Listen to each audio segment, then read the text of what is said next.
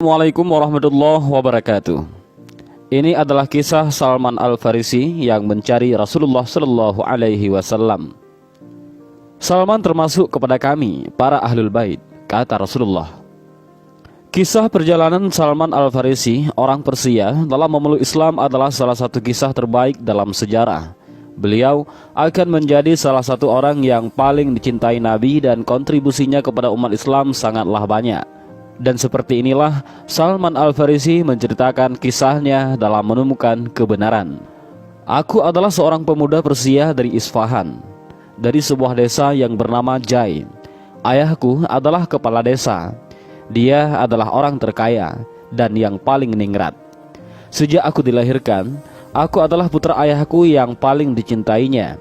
Cintanya kepadaku sangatlah besar. Seiring waktu berlalu, dia takut kehilangan aku sehingga dia mengurungku di rumah seolah-olah aku adalah seorang tahanan. Aku menjadi pengikut taat Majusi, agama nenek moyang kami. Aku bertanggung jawab untuk menjaga api suci keluarga kami, dan adalah tugasku untuk tetap membuatnya menyala, sehingga ia tidak akan pernah padam walaupun hanya sebentar, baik siang maupun malam. Kini, ayahku memiliki sebuah peternakan besar yang menghasilkan banyak uang. Dia merawatnya sendiri. Suatu hari, dia terlalu sibuk untuk pergi ke pertanian untuk memeriksa berbagai macam hal. Jadi dia berkata, "Wahai anakku, seperti yang engkau lihat, aku terlalu sibuk untuk pergi ke pertanian kita. Engkau harus pergi hari ini dan mengurusnya." Dia memberiku instruksi tertentu dan kemudian berkata, "Jangan biarkan dirimu terlambat pulang, karena engkau lebih penting bagiku dibandingkan pertanianku. Dan mengkhawatirkanmu akan mencegahku menjalankan perniagaan. Jadilah aku mulai menuju lahan pertanian. Dalam perjalanan, aku melewati sebuah biara Kristen, dan suara nyanyian dari dalamnya menarik perhatianku. Aku tidak tahu apa-apa tentang hal itu karena ayahku mengikatku di rumah, jauh dari orang-orang. Ketika aku mendengar suara-suara itu, aku masuk ke halaman biara untuk mencari tahu apa yang mereka lakukan. Aku terkesan dengan sembahyang para rahib di sana dan merasa tertarik dengan ibadah mereka. Aku berkata kepada diri sendiri, ini jauh lebih baik daripada yang kami Majusi lakukan. Jadi, aku tinggal bersama para rahib sampai matahari terbenam dan aku tidak pergi ke pertanian ayahku. Aku bertanya kepada mereka dari mana agama ini berasal, dan aku diberitahu bahwa itu berasal dari Suriah. Malam harinya aku pulang. Ayahku sangat khawatir sehingga semua pekerjaannya terganggu. Dia bertanya dari mana saja aku dan mengapa aku tidak mengikuti perintahnya. Aku berkata, "Wahai ayah, aku melihat orang-orang sembahyang dalam sebuah biara. Aku penasaran dan tinggal bersama mereka sampai matahari terbenam." Ayahku terkejut dan berseru, "Tidak ada yang baik dalam agama mereka, anak. Agama leluhur kita lebih baik." "Tidak, ayah," jawabku. "Agama mereka lebih baik dari kita." Ayahku ketakutan bahwa aku akan meninggalkan agama kami. Jadi dia mengikatku di rumah dan mengurungku kembali di rumah. Ketika aku mendapat kesempatan, aku mengirim pesan kepada para biarawan Kristen, mengatakan, "Manakala rombongan datang dari Suriah, beritahulah aku." Tidak lama setelahnya, mereka mengirim kabar kepadaku bahwa memang ada rombongan yang datang. Aku meminta para rahib untuk mencari tahu apakah para pedagang mau membawaku ke Suriah bersama mereka ketika mereka menyelesaikan perniagaan mereka. Mereka sepakat untuk melakukan ini. Aku berhasil membuka ikatan kakiku dan melarikan diri dari rumah. Aku bergabung dengan rombongan itu secara sembunyi-sembunyi dan ikut bersama mereka ke Suriah. Sesampainya di sana, aku bertanya kepada orang-orang yang paling terdidik dalam agama mereka. Mereka berkata, "Uskup gereja utama." Aku langsung menemui uskup ini dan berkata, "Aku ingin menjadi seorang Kristen. Aku ingin melayanimu, belajar darimu, dan sembahyang bersamamu." "Masuklah," jawab sang uskup, dan aku memasuki gereja dan tinggal di sana untuk melayaninya. Namun, aku segera mengetahui bahwa orang itu kotor. Dia memerintahkan para pengikutnya untuk memberikan uang untuk amal, mengiming-iming mereka dengan berkah yang akan mereka terima. Tetapi ketika dia mendapatkan uang untuk digunakan di jalan Tuhan, dia menyimpannya untuk dirinya sendiri, dan tidak pernah memberi kepada orang miskin sedikit pun. Karenanya, dia dapat mengisi 7 guci besar dengan emas. Aku sangat membencinya karena hal itu. Setelah sekian lama, uskup ini meninggal dan orang-orang Kristen berkumpul untuk menguburkannya. Namun aku keluar dan memberitahu mereka bahwa dia adalah orang munafik dan dia bisa mengumpulkan uang amal dari mereka dan menyimpannya untuk dirinya sendiri, tidak pernah memberikannya sedikit pun kepada orang-orang miskin. Bagaimana engkau bisa mengetahui tentang ini? Seru mereka. Aku akan menunjukkan kepada kalian hartanya, jawab Salman Al-Farisi. Mereka setuju untuk mengikuti, dan aku membawa mereka ke tempat dia menyembunyikan 7 guci besar yang diisi dengan emas dan perak. Ketika mereka melihatnya, mereka berkata, "Demi Allah, kami tidak akan menguburkannya." Mereka menggantungnya di atas salib dan melempari batu kepadanya. Kemudian mereka menunjuk orang lain sebagai gantinya. Aku melanjutkan pelayananku terhadap uskup baru. Aku belum pernah melihat non-muslim manapun yang aku anggap lebih zuhud, lebih taat terhadap akhirat, dan ibadah malam dan siangnya lebih bersungguh-sungguh daripada dia. Aku mencintainya lebih dari siapapun yang pernah kucintai. Aku berbakti kepadanya sepanjang dia hidup. Ketika waktu kematiannya sudah sangat dekat, aku mengatakan kepadanya betapa aku sangat mencintainya, dan aku memintanya untuk menyebutkan nama seseorang yang dapat aku ikuti setelah kematiannya. Dia pun berkata, "Wahai anakku sayang, aku tidak tahu siapapun yang seperti aku. Orang-orang saleh telah mati dan yang lainnya berubah, atau meninggalkan sebahagian besar iman mereka yang sebenarnya, kecuali satu orang. Dia tinggal di kota Mosul, Irak. Jadi pergi dan temukanlah dia." Ketika sang uskup meninggal, aku pergi ke Mosul, menemukan orang itu dan menceritakan kisahku kepadanya. Dia sangat baik, seperti yang digambarkan oleh mendiang uskupku. Aku tinggal bersamanya, tetapi tidak lama kemudian dia terbaring sekarat.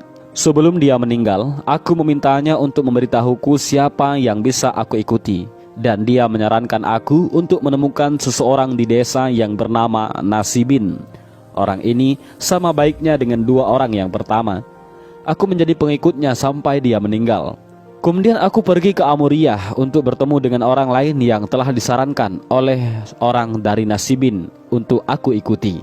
Aku mengabdi kepada orang ini yang sama baiknya dengan yang sebelum-belumnya. Di sana aku bekerja sampai aku memiliki beberapa sapi dan sedikit domba. Sebelum dia meninggal, aku memintanya untuk memberitahuku apa yang harus dilakukan dan siapa yang harus diikuti.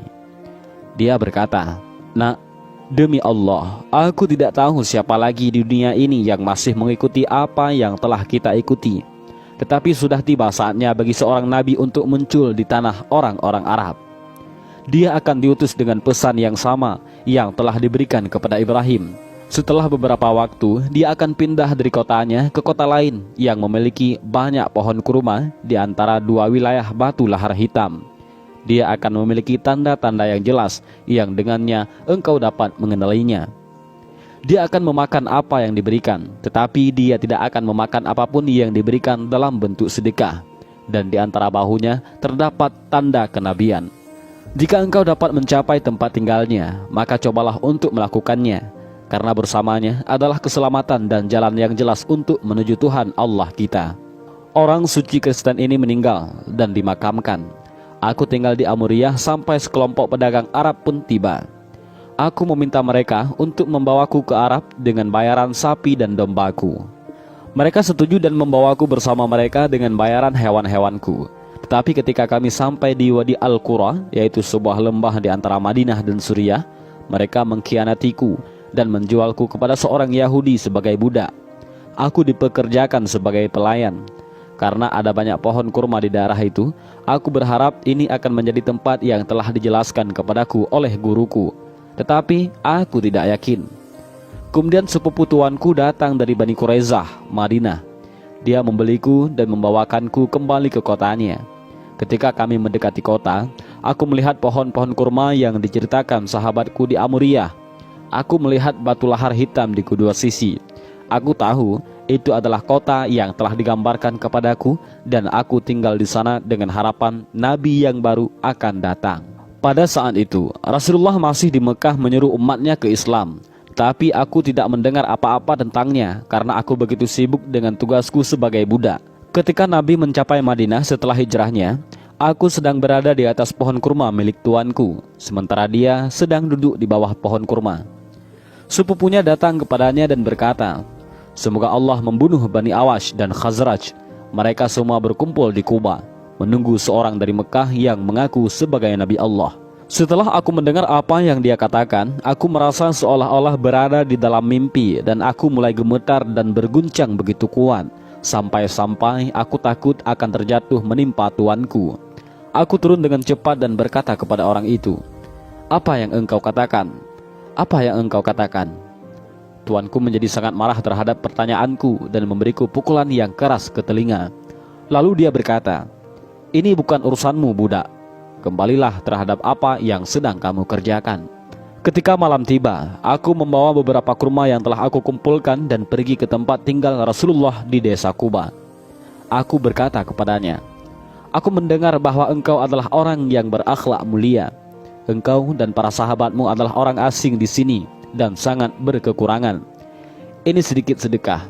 Aku pikir engkau lebih pantas mendapatkannya ketimbang yang lain." Dan aku memberikan kurma kepadanya. Nabi menawarkan kurma kepada teman-temannya, tetapi beliau tidak mengulurkan tangannya, dan dia sendiri tidak memakannya. Aku pun berkata kepada diri sendiri, "Nah, itulah salah satu ciri kenabian yang pertama." Dan aku pun pergi. Ketika Rasulullah SAW pergi dari Kuba menuju ke Madinah, aku mengumpulkan lebih banyak kurma dan pergi kepadanya dan berkata, "Aku perhatikan engkau tidak memakan makanan yang diberikan sebagai sedekah, tetapi kurma ini adalah hadiah yang aku berikan dengan bebas kepada engkau." Lalu beliau pun makan kurma dan menawarkan beberapa kepada sahabat-sahabatnya, dan mereka semua makan bersama. Aku berkata kepada diri sendiri, "Itu yang kedua." Beberapa hari kemudian, aku pergi menemui Rasulullah ketika beliau sedang menguburkan salah satu sahabat di sebidang tanah yang nantinya dikenal sebagai Jannat Al-Baqiyah. Beliau duduk dengan jubah yang melekat di atas bahunya. Aku menyapanya dan mulai mencari tanda kenabian di punggungnya, seperti yang digambarkan sahabatku di Amuriyah. Ketika Nabi menyadari bahwa aku sedang memandangi punggungnya, beliau tahu apa yang aku cari dan melepaskan jubahnya. Ketika aku melihat tanda itu, tangisanku pecah dan mulai menciumnya. Salman berkata, "Saya mengenalinya, saya membungkuk dan menciumnya dan menangis. Rasulullah memerintahkanku untuk berbalik, yakni berbicara kepadanya. Saya menceritakan kisahku. Beliau sangat menyukainya sehingga memintaku menceritakan seluruh kisahku kepada para sahabatnya." Saat itu Salman masih menjadi budak majikannya. Karenanya beliau tidak mengikuti dua peperangan menghadapi kaum kafir Arab. Namun Rasulullah memintanya untuk membuat perjanjian dengan tuannya untuk membebaskannya dari status budak. Salman lantas mendapatkan persetujuan dengan tuannya, yang mana dia akan membayar majikannya 40 uqiyah emas dan berhasil menanam 300 pohon kurma yang baru. Nabi saat itu meminta para sahabat untuk membantu Salman mengumpulkan jumlah pohon kurma yang diminta. Nabi kemudian memerintahkan Salman untuk menggali lubang yang cukup untuk menanam bibit. Rasulullah kemudian menanam setiap bibit dengan tangannya sendiri. Salman lantas memberikan pohon-pohon itu kepada majikannya. Di sisi lain, Nabi juga memberi Salman emas sebesar telur ayam dan memintanya untuk memberikan emas seberat 40 uqiyah itu kepada majikannya sebagai penebus utang. Salman pun akhirnya dibebaskan. Sejak saat itu, Salman menjadi sahabat dekat Rasulullah Shallallahu Alaihi Wasallam. Dan inilah sedikit kisah tentang salah seorang sahabat Rasulullah, yaitu Salman Al-Farisi. Dari kisah ini, kita bisa tahu bahwa hidayah itu harus dicari, berusaha untuk menggapainya. Sama seperti juga banyak ilmuwan-ilmuwan barat yang masuk Islam setelah mempelajari Islam. Dan cukup sampai di sini kisah dari sahabat Rasulullah ini. Mudah-mudahan bermanfaat, dan jangan lupa share video ini kepada orang lain agar mendapat manfaat juga. Wallahu a'lam bishawab. Assalamualaikum warahmatullahi wabarakatuh.